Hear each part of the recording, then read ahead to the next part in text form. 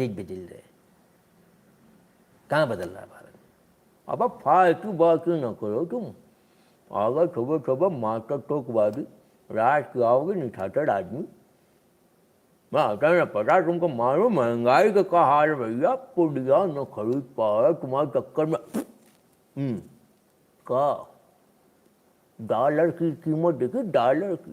क्या तुमने डॉलर में पुड़िया खरीदी? अब डॉलर में नहीं खरीदी बस, तो डॉलर समझो तो सही, रुपये की वैल्यू कम हो गई तो तुम्हारी पुड़िया महंगी हो ना, पेट्रोल महंगा नो, फिर तुम काय को परेशान? हमको हमको वहां देख देख तो खुजली होती है बस। अच्छा, तो डॉलर और रुपये की तो बात कर लो भाई, बड़ा कष्ट है साहब। हाँ, ऑल टाइम लो पे बंद हुआ रुपया, इसमें कोई दो राय नहीं।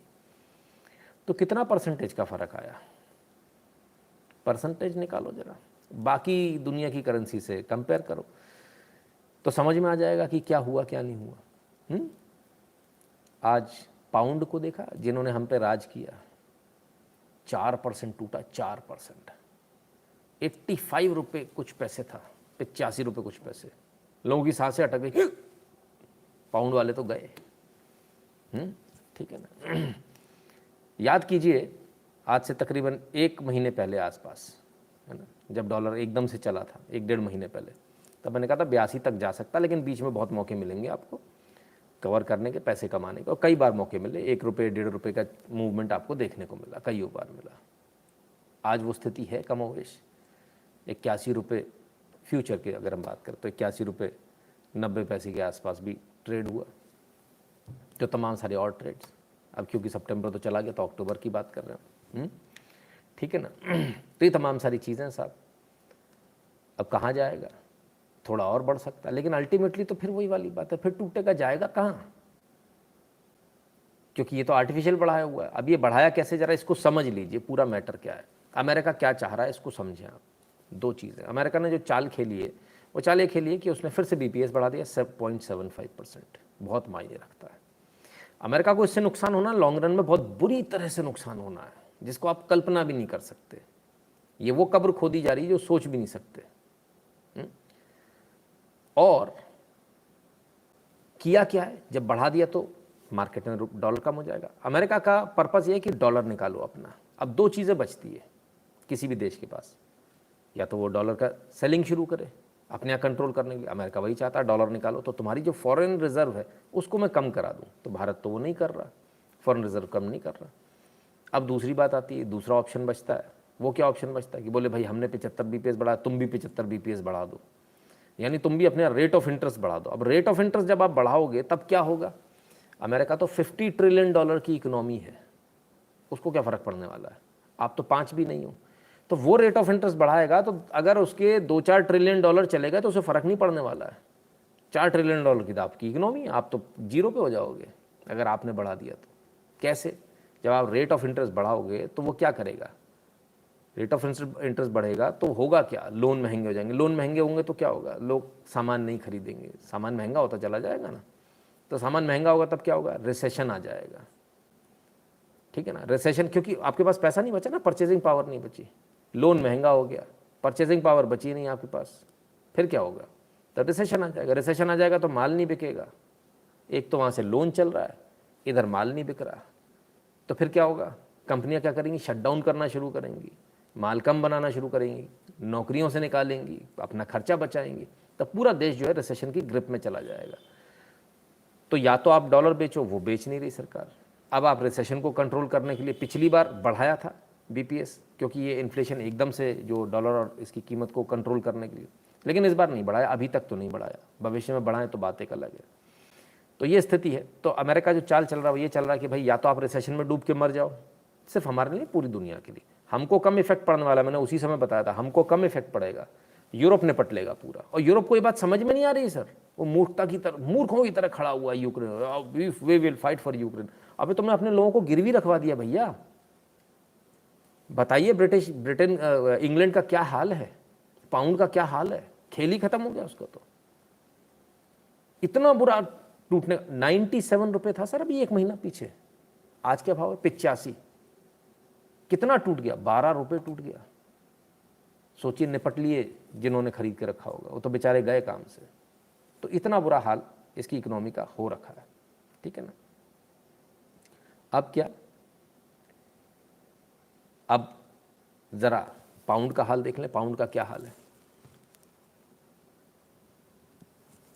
Stirling hits all time low versus dollar, gets BOE's attention, bank of England attention, ठीक है।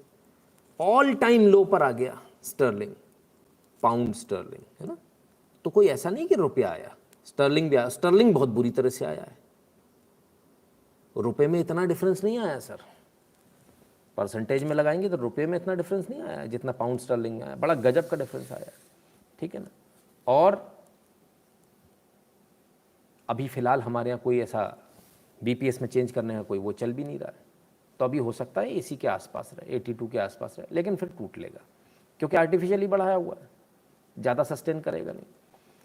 तो लेकिन पाउंड का क्या होगा, जो लोग पाउंड में जो लोग ट्रेड किए हुए उनका क्या होगा, उसको भी देख लें।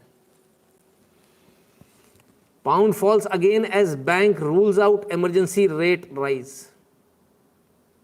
तो आज की खबर है, अभी थोड़ी देर पहले की खबर है, शाम की, यानी जब आपके यहाँ मार्केट बंद हो गए 6:56 का। तो क्या हुआ साहब, बैंक ऑफ इंग्लैंड ने मना कर दिया, हम इमरजेंसी रेट नहीं बढ़ाएंगे, यानी बीपीएस जो है lending rate, prime lending rate है, वो नहीं बढ़ाएंगे। तो नहीं बढ़ाएंगे तो क्या होगा, फिर क्या होगा।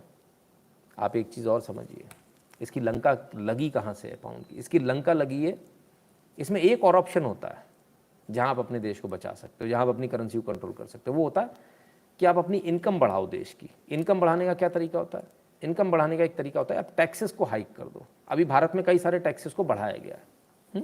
भारत ने पेट्रोल कम नहीं किया, जबकि दुनिया में जो है कच्चा तेल कम हो गया, उस हिसाब में हमने पेट्रोल कम नहीं किया, क्योंकि हमने अपने देश की इनकम को वहीं का वहीं स्टैग्नेंट रखना, ठीक है। उसको कम करेंगे तो हमारे को दिक्कत आएगी, तो हमने पेट्रोल की कीमतों को कम नहीं किया। यदि हम कम करते तो दिक्कत हो जाती।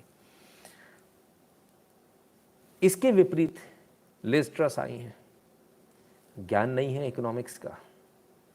आती उन्होंने क्या बोला कि बोले नहीं नहीं नहीं, ये मालूम है कि वो अभी बीपीएस बढ़ाने, अमेरिका भी अपने रेट बढ़ाएगा। और आती उन्होंने क्या किया, उन्होंने टैक्स कट्स कर दिए, बोले जो फ्रीबीज हैं वो जारी रहेंगे और टैक्स कट और कर दो। कमाल है भाई। तो फिर आप इससे लड़ोगे कैसे, इस इन्फ्लेशन से। फ्रीबीज आपकी जारी रहेंगी और टैक्स कट आप और कर दोगे, तो इवेंचुअली आप जाओगे कहाँ। इसका मतलब तो ये और ज़्यादा गिरेगा। और बची कुची कसर इनके बैंक ऑफ इंग्लैंड के जो चीफ है, इन्होंने आज पूरी कर दी। इन्होंने कह दिया कि हम कोई रेट हाइक नहीं करने वाले हैं। ये सिर्फ 2-4 दिन की कहानी है, रेट हाइक तो इनको करने ही पड़ेंगे, क्योंकि अभी जो फ्री फॉल में गिरेगा ना, अब इनके इस भाषण के बाद में जो धम से कल गिरेगा पाउंड, तो वो और देखने लायक होगा। तो अभी हो सकता है पाउंड और टूटे और नीचे जाए, और फिर इनको कोई ना कोई कदम लेना ही पड़ेगा, बिकॉज लिज ट्रस का जो काम करने का तरीका है वो तो इंग्लैंड को डुबा देगा अगर ऐसे ही उन्होंने काम किया तो। एंड आई डोंट थिंक कि लोग उनके आसपास नहीं होंगे जो उनको सही सलाह नहीं दे रहे होंगे। तो बहुत बेहतर होगा कि वो अपने टैक्सेस को बढ़ाएं, और साथ ही साथ फिलहाल तो उनको बीपीएस बढ़ाना ही पड़ेगा अगर उनको थोड़ा भी सस्टेन करना, अदरवाइज बहुत लंबे नुकसान में जाएंगे।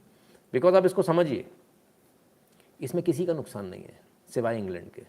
एनर्जी आप इंपोर्ट करते हो, सारा खाने का सामान लगभग आप इंपोर्ट करते हो, आप जो यूटिलिटीज़ जो इस्तेमाल करते हो, जो कंज्यूमर ड्यूरेबल्स, वो लगभग आप इंपोर्ट करते हो।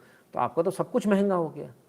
पावर बिल आपके ऑलरेडी 10% 10 गुने हो चुके हैं। मैंने उस दिन बताया था ना, 50 पाउंड का कितना पहुंच गया था उनका। तो इतनी बुरी स्थिति में आप खड़े हो, है ना, तब क्या करेंगे। तो ये कुल मिलाकर ये स्थिति है, और फिलहाल जो है अभी और टूटने का लगता है, पाउंड थोड़ा और टूटेगा अनटिल अनलेस ये इसके लिए कुछ करेक्टिव मेजर्स ना उठाए। जहाँ तक भारत का सवाल है, ज़्यादा फर्क नहीं आने वाला। हाँ, हो सकता है 1 मिनट के लिए, क्योंकि अभी फ्यूचर के कुछ सौदे कटने 28 तारीख को, कल परसों, ठीक है ना, तो 27-28 को थोड़ा हो सकता है डॉलर ऊपर जाए। इसके बाद जो लॉन्ग रन है उसमें फिर अगले महीने के लिए फिर टूटेगा। तो ये एकदम क्लियर है, right. Rishi Sunak gave this ultimate. हाँ, उन्होंने बिल्कुल इस बात को चुनाव के दौरान ये कहा था, बहुत क्लियरली कहा था कि ये भट्टा बैठा देंगी देश का, लेकिन लोगों ने नहीं सुना। गुलाम को थोड़ी बैठा लेंगे, नौकर, हमारे नाखून साफ करने वाला, पैर के नाखून साफ करने, पेडिक्योर करने वाले नौकर राज करेंगे हम पे। बस इस टशन में नहीं बैठाया। टैलेंट को जब आप किसी भी तरह से मारोगे, उसे हेट करके, रेसिज्म करके, या फिर आप रिजर्वेशन देके, तो हर बार ऐसा ही होगा, हर बार और हर देश के साथ ऐसा होगा। इसको लिख लीजिए, काम आएगा। जब गधे बैठेंगे ना कुर्सियों पर, तब यही नतीजा होगा। चलिए, वो तो भगवान भला करे। लोग कहते हैं भारत में रिजर्वेशन है भारत में, तभी तो इस रिजर्वेशन के कारण तो लोग छोड़ छोड़ के चले गए। दुनिया की सारी कंपनीज के सीईओ देख लो आप, मेजॉरिटी इंडियंस हैं, तो यहाँ से छोड़ के चले गए, परेशान हो गए, बोले वरना यहाँ होते तो आईएएस बने होते। क्या कर रहे होते बेचारे, वही 2-4 लाख रुपए की तनख्वाह मिल रही होती इनको, बाहर चले गए, बल्ले बल्ले कर रहे हैं। तो बेस्ट ब्रेन्स जो हैं वो धीरे धीरे बाहर चले जा रहे हैं, तो फिर आपके देश का क्या होगा, इसको भी थोड़ा सोचिएगा। इसलिए हम सबसे कहते हैं कि कृपया करके अपने देश में इन्वेस्ट करें, नहीं तो आपका देश धीरे धीरे करके जीरो हो जाएगा। ठीक है ना। चलिए, यूएस डॉलर को बायकॉट करो, अपनी करेंसी में ट्रेड करो।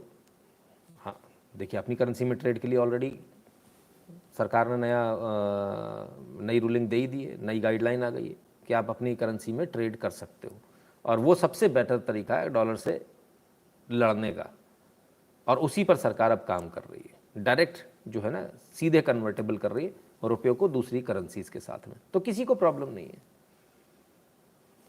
Britain could well face India's 1990